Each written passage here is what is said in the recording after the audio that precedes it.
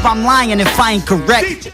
What up, Fight World? It's your boy Ego, and I'm back with some more boxing. Now, this is a great fight in the 140-pound division between Terence "Bud" Crawford and Viktor the Iceman Postol, and I want to talk about that in this particular video. You guys seen some behind-the-scenes stuff. Shout out to Top Rank, Christina Poncher, and I'm looking forward to this fight. I think it's a really good fight.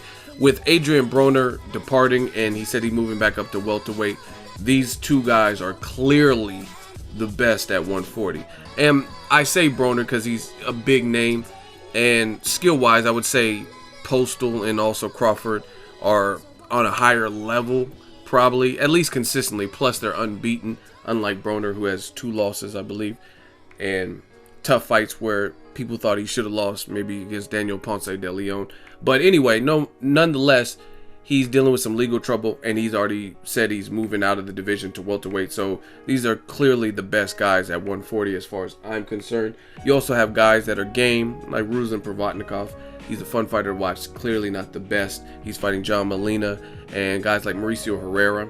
But Herrera, in my opinion, on the Canelo Khan undercard did not look good at all. That was probably the worst version of Herrera I've seen versus Gomez, and I'm not taking anything away from Frankie Gomez.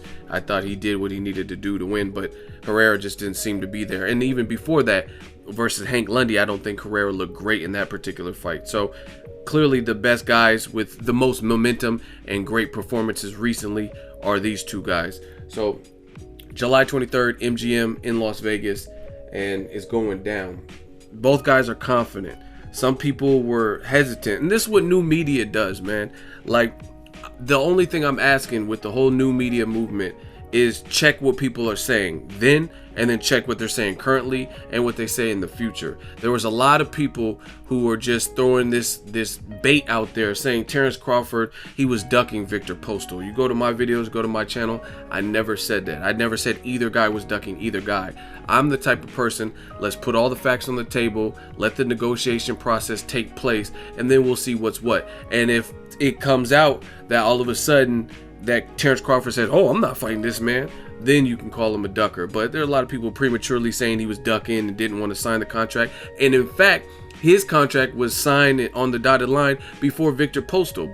Postol had some issues that he wanted to seek clarify with Top Rank and his other promoter because he's from the Ukraine, and the fight was done. So props to both for making the fight. This is a risky fight for both of them. Most people consider this a 50-50. Guys got momentum. You look at Postol, he looked great versus Lucas Matisse. Just great game plan, breaking down Matisse and doing what Danny Garcia and others had never done to Lucas Matisse, causing him to quit and frustrating him so bad where he wanted the no mas. And then Terence Crawford, he moved up a division, couldn't get too many big money fights after becoming champion at 35, and he moved up and he started destroying everybody in the new weight division at 140.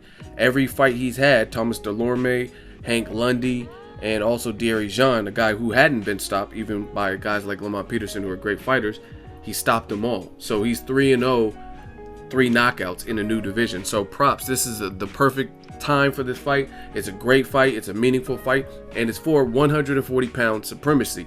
That being said, my only gripe or complaint about this fight is the mere fact that it's on HBO pay-per-view. I made a video, I'll try to put an annotation in it, about the HBO budget cuts. Some people said, oh, Ego, you don't know what you're talking about, man. This is evidence of what I was telling you guys. It's at this point, there's no disputing that HBO is doing budget cuts in the boxing department as far as their sporting and boxing is concerned.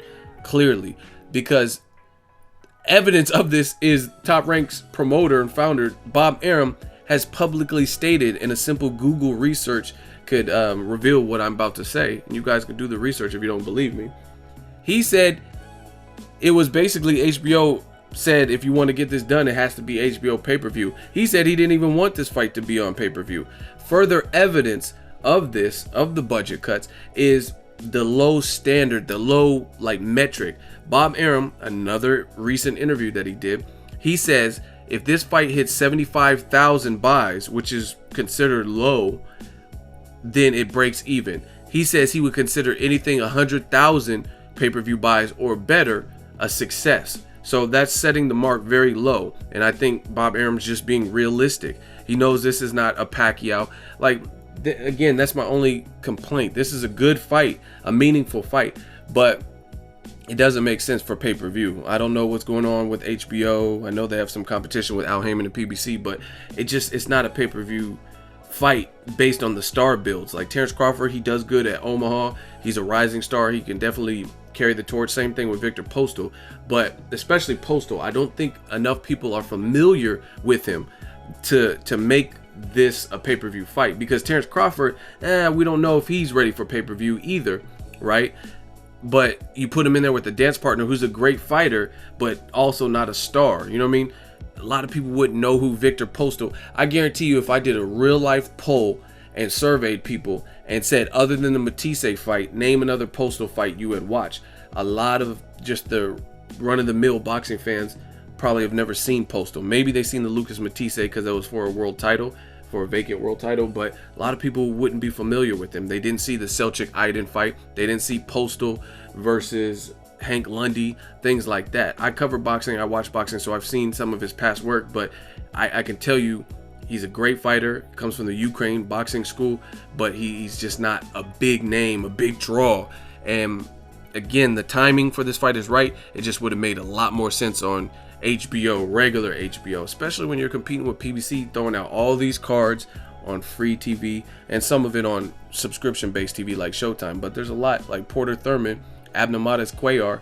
That's a solid card on free TV. But nonetheless, it's a good fight between Crawford and Postol. The guys are confident. Postol has a good trainer in Freddie Roach, and we'll see what happens. Postol, I think, is he's good. A lot of the Ukrainian fighters, they're well schooled. Like the Klitschko's, they know when to clinch. I would say Postol has a good jab, and I was surprised to see in the pictures and stuff for the promotional shoot.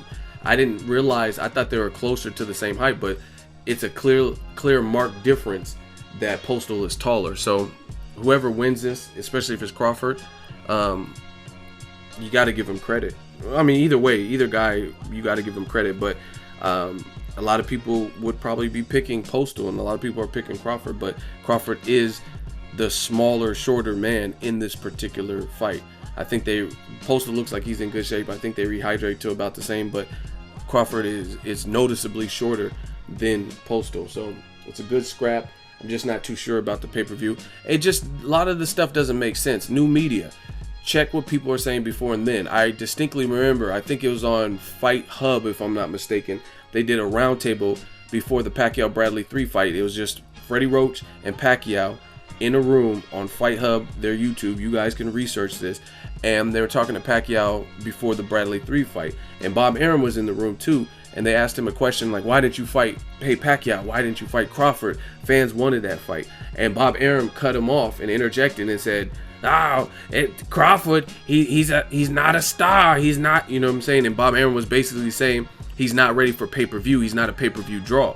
So if you can't justify Pacquiao fighting Terence Crawford on pay-per-view, how the hell can you justify Terence Crawford fighting Viktor Postol on pay-per-view? Because at the very least, Pacquiao is an established pay-per-view star. Let's not forget he took part in a history record-breaking fight with Floyd Mayweather in recent memory, just last year. So if putting Pacquiao's name with Crawford is not big enough to have made that fight because Crawford is not big enough of a pay-per-view draw to justify that particular fight, then it doesn't make sense to have Crawford headline with the even lesser known guy in Viktor Postol. But again, it just goes, it's a testament to show you about the HBO budget cuts, and that is just what it is. People can get mad, skirt around the issue.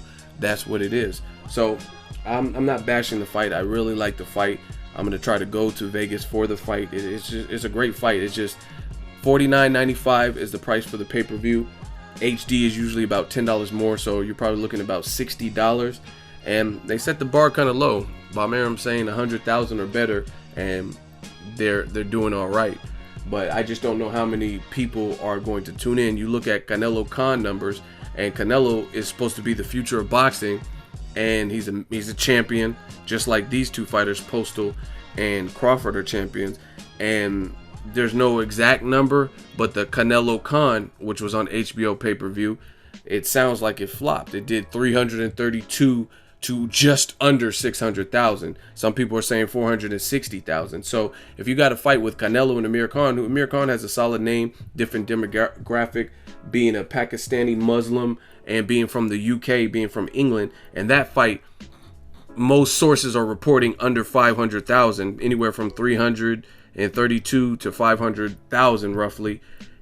And that fight did that with the loaded undercard, then I really don't know how this fight is going to do. Especially you look at Pacquiao Bradley 3, that fight, Bob Arum himself said the numbers weren't good and they weren't what they were expecting. So I really don't know what type of numbers this will do. It's a great fight. I just think for pay-per-view it might be a little bit premature, and it would have made a lot more sense on regular HBO. That's just me personally. Let me know what you guys think. Terence Crawford versus Viktor Postol. Great fight for 140-pound supremacy. Drop it in the comment section. Make sure you like my video as always. Hate, comment, and subscribe. Till next video is Ego signing off. So if you enjoyed this video and want more content like this on the channel, you can show your appreciation by going to the PayPal donate button or the YouTube support button. And you can donate any amount that you feel is equivalent to the value of this video. Much more to come. Thank you guys for your support. Boxingego, the future of boxing.